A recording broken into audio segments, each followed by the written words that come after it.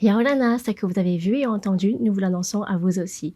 1 Jean, verset 1 jusqu'à 3. C'est sur ce verset que l'émission Trouve la vie vous présentera des Polynésiens et des Polynésiennes qui vous raconteront comment elles ont rencontré Jésus-Christ. Je suis Anna et voici l'histoire de personnes tout à fait différentes mais qui ont tout un point commun, c'est qu'elles ont décidé de suivre Jésus-Christ et en Jésus, nous retrouvons la vie. Notre première invitée est Stella, qui est une danseuse et elle loue le Seigneur par la danse. Une femme gracieuse et tout à fait dynamique qui va vous présenter son témoignage. Bonjour. Merci. Bonjour à tous, bonjour Anna, merci pour cette belle introduction.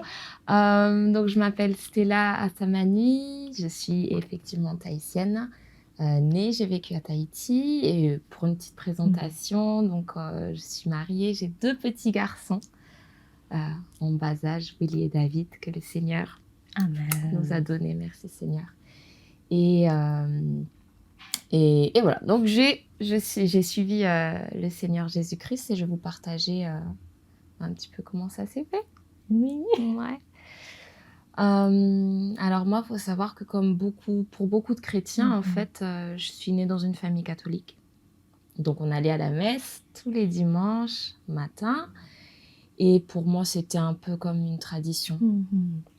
J'étais pas forcément convaincue, je comprenais même pas ce qui se disait en fait. J'aimais beaucoup les chants, par contre, mais voilà, je comprenais pas les enseignements et on y allait parce que papa, maman nous disaient d'y aller. Oui. Et donc voilà, jusqu'à mes 10 ans à peu près, on est allé à la messe, puis après il y a eu un événement, je sais plus quoi, qui a fait qu'on a arrêté. On n'allait plus à l'église et du coup, déjà c'était pas grand chose en soi, mais j'avais plus rien vraiment qui me reliait ou qui m'attirait au Seigneur. Et bien que j'ai fait du scoutisme, donc il y avait un petit peu, je pense que des choses ont été semées tout au long, même si moi j'y avais pas forcément conscience. Et voilà. Et puis qu'est-ce qui s'est passé ensuite? Oui, dans l'église catholique, vous savez, on est baptisé, on a la première communion, la confirmation, et quand on est baptisé, on nous attribue un parrain, une marraine, généralement. Donc j'avais une marraine qui m'avait offert un crucifix, une croix en bois avec Jésus cloué et des petits écriteaux, des gravures, voilà, quelque chose d'assez mignon, petit, et donc je l'avais gardé dans ma chambre comme décoration, bien que je me considérais pas chrétienne, je crois que j'ai toujours cru, en gros, qu'il y avait un Dieu. Mais je me le plaçais là, c'est marrant, je fais tout le temps ce geste-là. Pour moi, il était là, dans le ciel, quelque part. Et donc, j'ai cru qu'il y avait un Dieu. Tu croyais en lui intellectuellement, puisque tu as déjà entendu parler de lui. Oui, voilà, certainement. Ouais, c'est ça. Après, je sais qu'il y avait un petit vide en moi, parce qu'à mes 14 ans, il y avait une recherche, des questionnements. À mes 14 ans, je suis allée voir mes parents et avec ces questions, et je leur ai demandé, mais qui je suis, qu'est-ce que je fais là, sur Terre, pourquoi, c'est quoi le but, et ma mère, qui entre-temps était, elle, devenue chrétienne, qui me disait tu es fille de l'Éternel, fille de Dieu, passionnée. Moi, ça vole, si c'est quand tu crois pas, ça entre par une oreille et ça sort par l'autre. Voilà, et donc 14 ans après, c'est l'adolescence et tout ce qui va avec. Oui, la découverte, les premières expériences. Exactement, les premières expériences, l'envie de faire comme les grands, d'aller en boîte de nuit, boire l'alcool, etc. Voilà, j'étais pas une grande fêtarde, mais je prenais le chemin, j'étais sur le chemin, voilà, pour faire la débauche, en fait. Et ce crucifix-là qu'on m'avait offert, en fait, il s'était cassé. Je sais plus comment, et un jour, alors que je faisais un grand ménage dans ma chambre, je l'ai vu cassé et j'ai eu cette pensée qui m'a traversée et je me suis dit, tiens, je suis sûre qu'au moment où il sera réparé, c'est que je serai devenue chrétienne. Pour le coup. Et puis ensuite, j'ai complètement oublié que j'ai pensé ça, et les semaines, les mois ont passé, les années peut-être, Et j'avais donné le crucifix à mon père pour qu'il le répare. Et ensuite, je l'ai oublié. Et je crois que mon père aussi l'a oublié, je pense.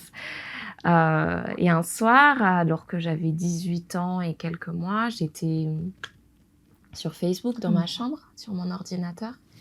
Et je vois défiler donc les publications. Et parmi elles, il y a une publication où c'était l'image des flammes de l'enfer et un gros titre visite de l'enfer, enfin, le truc qui fait un peu flipper. Et c'est le genre de témoignage, parce que j'en ai déjà vu passer, que d'habitude j'ai pas envie de voir. Ça me fait peur et j'ai pas envie que ça soit vrai, donc je préfère ne pas regarder. Je suis comme ça, je le lis pas. Mais sauf que ce soir-là, je l'ai lu.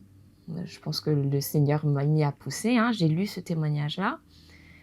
Ça racontait l'histoire d'une dame qui était décédée suite à un malaise, je crois, qui était morte donc, et que le Seigneur avait pris et il lui avait fait visiter l'enfer. Donc Jésus était avec elle et ensemble ils sont allés dans les enfers pour voir ce qui s'y passait. Et le Seigneur voulait lui montrer ça pour qu'ensuite il la ramène à la vie et qu'elle puisse témoigner, comme ce qu'elle a très bien fait d'ailleurs. Et à chaque fois, je me dis, quand on sera au ciel, j'irai voir cette personne-là, je ne sais pas qui c'est, j'irai lui dire un grand merci. Pour qu'elle témoigne, et que les personnes puissent se tourner vers le Seigneur. Et donc, elle a vu des choses horribles, elle a vu des membres de sa famille en enfer, elle a vu des personnalités connues. Et bien que c'est sûr que ça donne pas envie. Mais c'est pas ce qui m'a touchée dans son témoignage-là. Ce qui m'a touchée, c'est qu'à la fin, une fois qu'elle était revenue à la vie, elle a dit ces 2 phrases, et c'était ça ne sert à rien de prier les anges, ça ne sert à rien de prier les saints, ça ne sert à rien de prier Marie. Étant catholique de base, on prie beaucoup Marie, on prie les saints, on prie les anges, je crois. Et donc elle disait, ça ne sert à rien. Marie, les anges, les saints, ça ne sert à rien. Il n'y a que le nom de Jésus qui sauve. Amen. Quand elle m'a dit ça, c'était vraiment... Waouh, révélation. Il s'est passé quelque chose, en fait. C'est comme si tout à coup, je voyais. J'étais aveugle, je ne voyais pas. En fait, j'ai toujours vécu en pensant qu'il y avait un Dieu qui était là, mais tout à coup, c'est comme si, en fait, je lève les yeux et ok, je sais, il est là, je le vois. C'est pas juste je crois, c'est vraiment je sais qu'il est là, je sais qu'il est là, je sais que Jésus est mort pour moi, je sais qu'il est mort pour mes péchés, je sais qu'il veut me sauver, je sais qu'il m'aime. Et c'était cette pleine conviction-là qui m'a conduite à lui dire oui. Amen. À lui dire oui ce soir-là. Et puis, j'ai passé la soirée après à pleurer, à pleurer de repentance, à lui demander pardon, et parce que, non seulement parce que j'ai compris que j'étais pécheresse, que j'avais fait tout, voilà, que il y avait le péché dans ma vie, et puis surtout parce que j'ai vécu toutes ces premières 18 années de ma vie sans lui, en l'ignorant, en vivant pour moi, alors qu'il est là, le Dieu puissant qui a tout créé, qui m'aime, et complètement je vis ma vie sans lui. Et donc je me suis bien repentie de ça, et le lendemain matin, j'étais plus la même. Amen. C'est comme si Dieu avait illuminé les yeux de ton cœur. Complètement. C'est vraiment ça, c'est complètement ça. Et donc, je voyais plus les choses pareilles. Oui. Je voyais plus les choses pareilles. Mes frères et sœurs, mes camarades. Je n'étais pas tout de suite devenue une sainte. Hein, attention. Ça, c'est un cheminement. On progresse vers la sainteté. Mais en tout cas, il y avait ce désir en moi de faire le bien, ce désir en moi de connaître le Seigneur, ce désir en moi de vivre une vie de manière radicalement différente, pardon. Et je sais que j'ai commencé à écouter des musiques chrétiennes, à chercher sur YouTube, à lire mon Nouveau Testament, une Bible avec des témoignages de surfeurs, de snowboarders, de sportifs, qui m'avaient beaucoup marqué.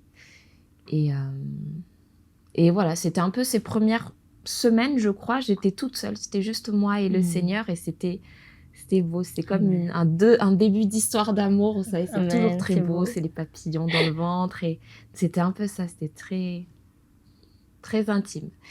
Et puis, petit à petit, ma mère était devenue chrétienne entre-temps, je ne sais plus si je l'ai dit. Et je lui ai fait savoir que moi aussi, j'étais devenue chrétienne.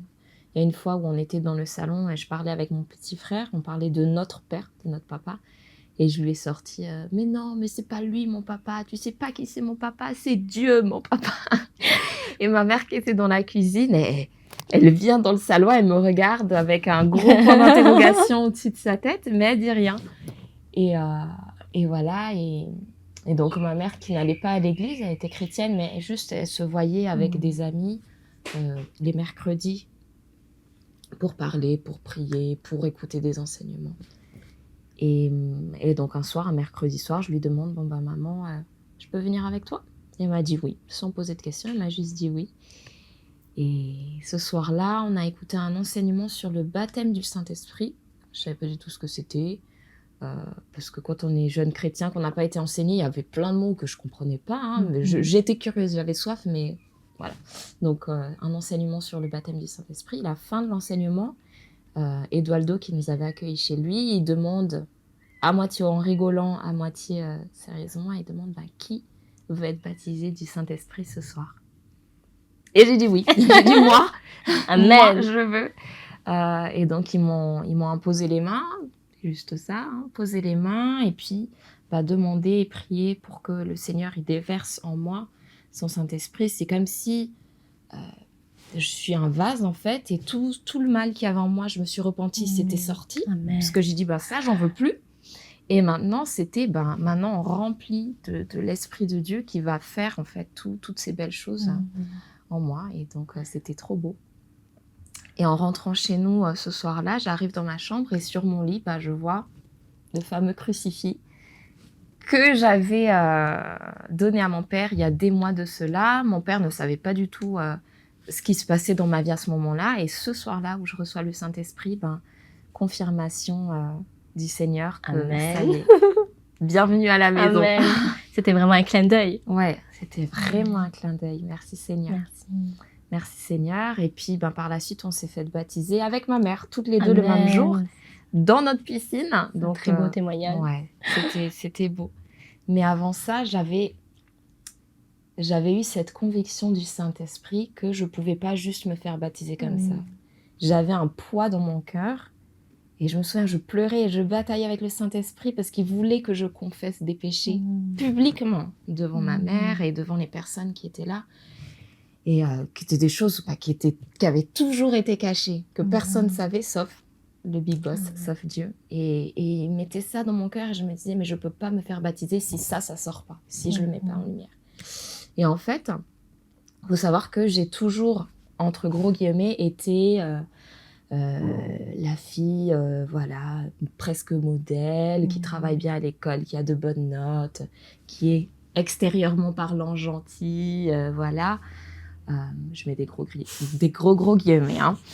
Mais en fait, ce que les gens ne savaient pas, ni ma famille, ni mes professeurs, personne ne savait, c'était que j'étais complètement dans le péché, dans l'impudicité depuis mes 7 ans.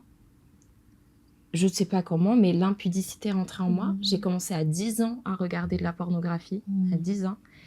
Et j'en étais très vite devenue addict, masturbation et tout ce qui va avec. Et c'était caché, mais c'était là. Et je sentais que il fallait l'avouer. Il fallait me repentir de ça publiquement, même si j'avais déjà demandé pardon au Seigneur.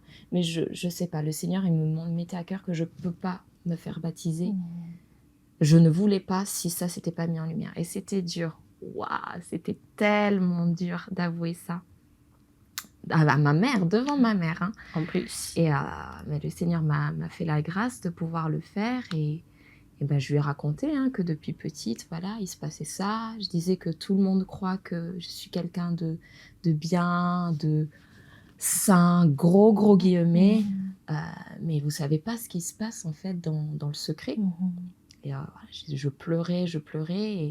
Et surtout que le Seigneur, il m'avait bien humiliée une fois. C'était qu'en classe, au lycée, des garçons avaient pris mon téléphone, avaient joué avec, et ils avaient découvert en fait ce qui c'était, la pornographie et tout ça, et c'était le jour le plus humiliant de ma vie.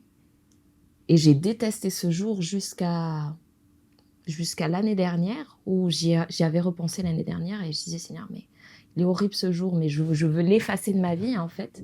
Il m'a montré que s'il n'y avait pas eu cette grosse humiliation, il n'y aurait pas eu repentance. Il n'y aurait pas eu changement de vie. Et donc, j'ai fini par dire, waouh, merci Seigneur, parce que j'étais en train de faire des grosses bêtises et tu m'as bien corrigée. Ça fait mal, Mais au moins, après, il y a la guérison qui est venue. Il change le mal en bien. Ah, complètement. Il change le mal en bien et je suis reconnaissante. Je suis pleinement reconnaissante.